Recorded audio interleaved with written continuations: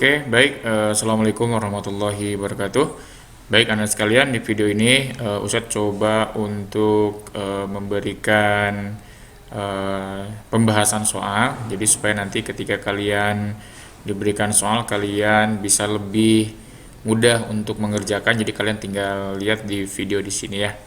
Oke, silakan coba kita lihat soal nomor 1 ya. Cermati gambar bidang miring berikut ini ya. Oke, di sini ada gaya, terus di sini bidang yang bawahnya 4 meter, ketinggiannya 3 meter. Nah, jika besar gaya F adalah 60 Newton. Jadi F ini adalah kuasanya 60 Newton. Nah, di sini diminta tentukan dulu keuntungan mekanik bidang miringnya. Nah, ada hal yang belum dicari adalah kemiringan ininya nih. Garis ini harus dicari dulu. Karena nanti yang sama dengan F itu harus kita cari dulu. Caranya bagaimana? Caranya adalah dengan teorema Pythagoras ya, yaitu keuntungan mekanik bidang miring itu adalah S sebelah sini, di sini ada H tinggi. Nah, S belum diketahui maka temukan dengan Pythagoras. Caranya adalah S sama dengan 4 kuadrat ditambah 3 kuadrat sama dengan akar 25. Jadi kemiringan S-nya adalah 5 meter. Sudah ketemu ya, S-nya sama dengan 5 meter. Oke, sehingga keuntungan mekaniknya adalah S dibagi H.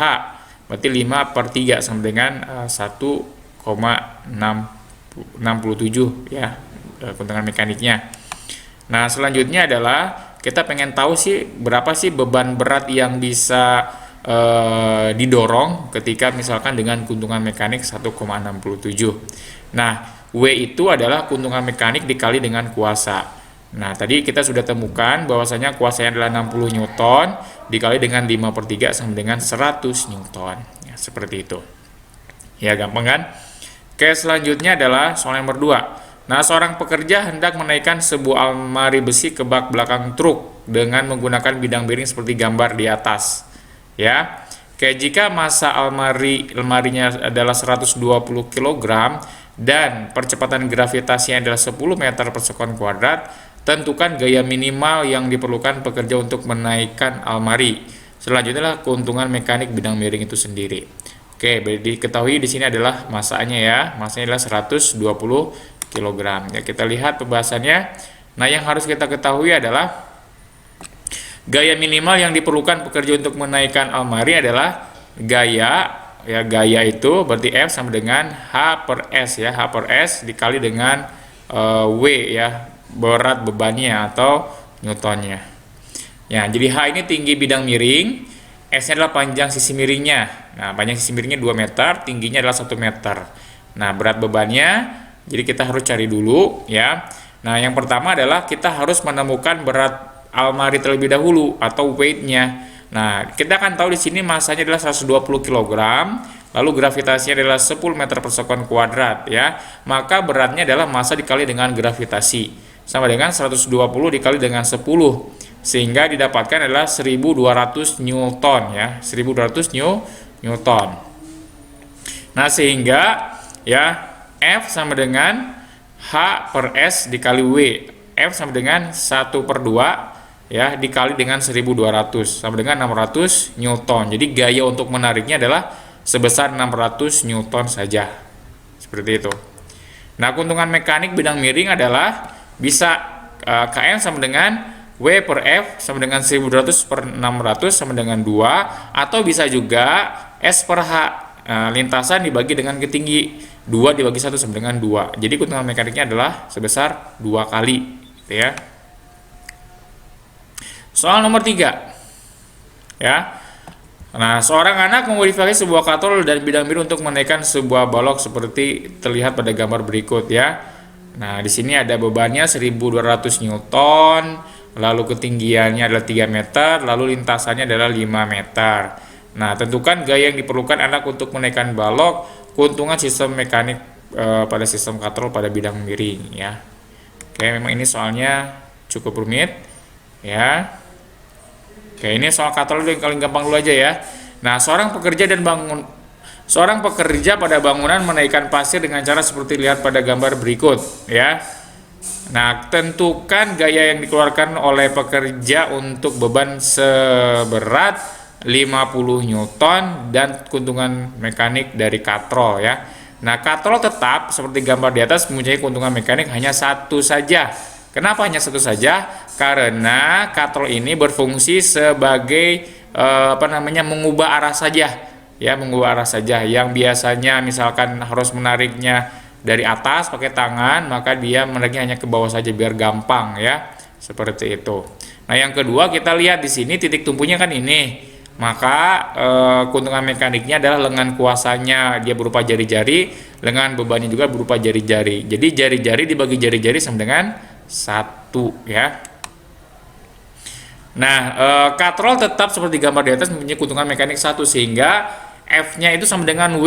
Jadi F-nya sama dengan 50 Newton. Kalau gaya yang diperlukan sama saja dengan berat benda yang diangkat. Nah, lalu bagaimana keuntungannya? Nah, katrol tetap seperti gambar di atas berfungsi sebagai untuk mengubah arah gaya saja, seperti itu. Ya. Nah, lalu bagaimana kalau misalkan ini ada yang namanya sistem katrol ya pada gambar di sini. Nah, sistem katrol itu berarti minimal ada 2 katrol yang bekerja ya. Nah, tentukan gaya yang diperlukan untuk menarik beban seberat 120 Newton. Nah, kita sekarang perhatikan beban katrol berwarna merah. Berarti dia 2 tali yang menariknya. Kalau 2 tali yang menariknya, ya, jadi ada 2 tali, ini tali 1, ini tali 2 yang menariknya, ya, sehingga bebannya adalah F sama dengan W/2.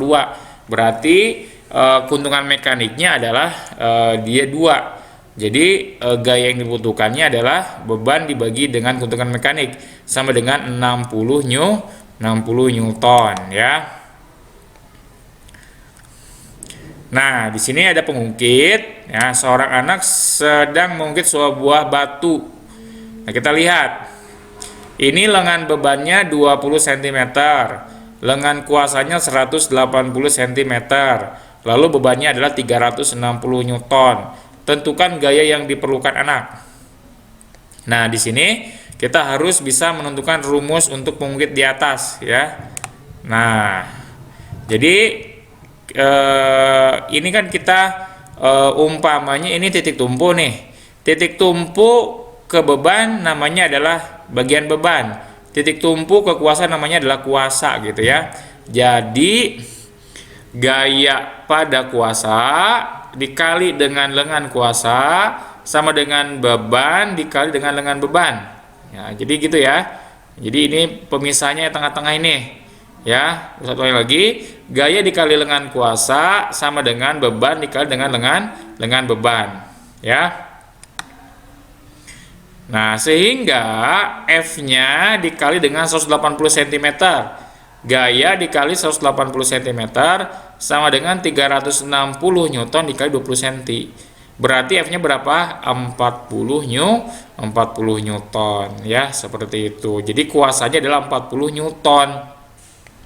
Nah, berarti ini mendapatkan keuntungan mekanik ya. Salah satu kelebihan dari pengungkit adalah dengan cara memperpanjang lengan kuasa.